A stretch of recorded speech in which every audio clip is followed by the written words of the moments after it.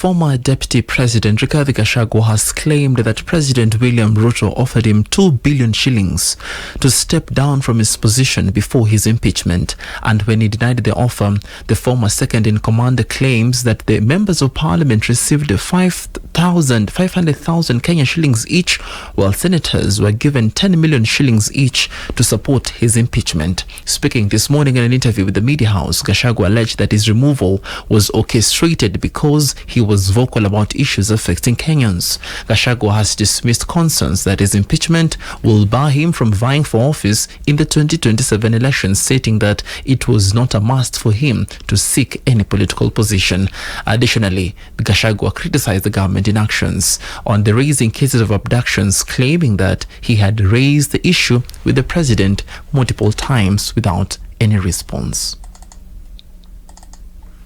Pearl Newsbeat. And President William Ruto has commenced his tour of the northeastern region today, as security has been heightened across the region ahead of the visit, with the multi-agency security teams being deployed in the area. The head of state is expected to address the rising insecurity in the region, which comes in the wake of abduction of 5 chiefs by suspected Al-Shabaab militants who entered Kenya through the porous Somalia border. Concerning this, authorities plan to use elders to negotiate for the release of the 5 who were abducted on Monday from a town near the Kenya-Somalia border in Mandera. This, they said, is the surest way of ensuring their release, given they are in the hands of unknown people inside Somalia.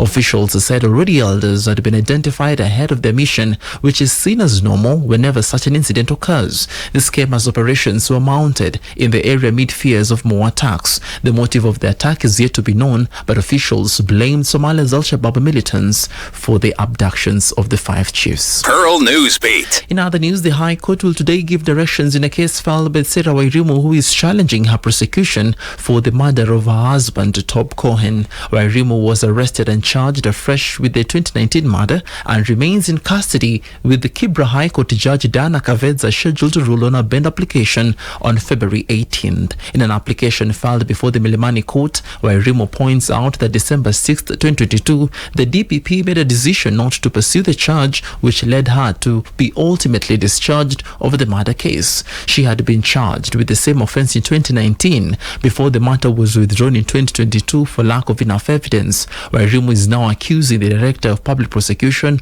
of abusing his prosecutorial powers by relying on uncompromised evidence to charge her again in connection with the death of her late husband, Cohen. She holds that the decision to discharge her was necessitated by serious integrity issues in the whole process of investigations. Pearl Newsbeat. At the same time, the magistrate court, the corruption case against Embakasi North Member of Parliament James Gakuya is expected to proceed for a hearing. Gakuya and his brother Patrick Wairimu were charged alongside the 12 other co-accused in August 2018 with the fraudulent acquisition of public property, conflict of interest, conspiracy to defraud, and willful failure to adhere to procurement and disposal laws. The accused are charged with fraudulent acquisition of 39 million shillings CDF cash that was allegedly used for fictitious and road construction contracts. Gakuya and his brother Patrick Wairimu are accused of receiving 19 million shillings for supplying nothing. Pearl Newsbeat. And students from the Technical University of Kenya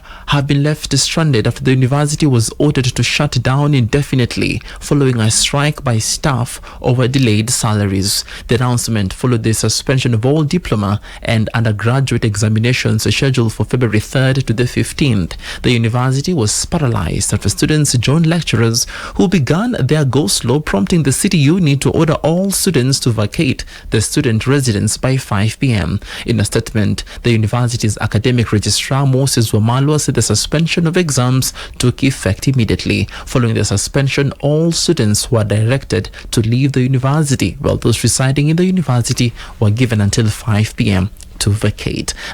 Pearl Radio, the home of fresh and classic hits.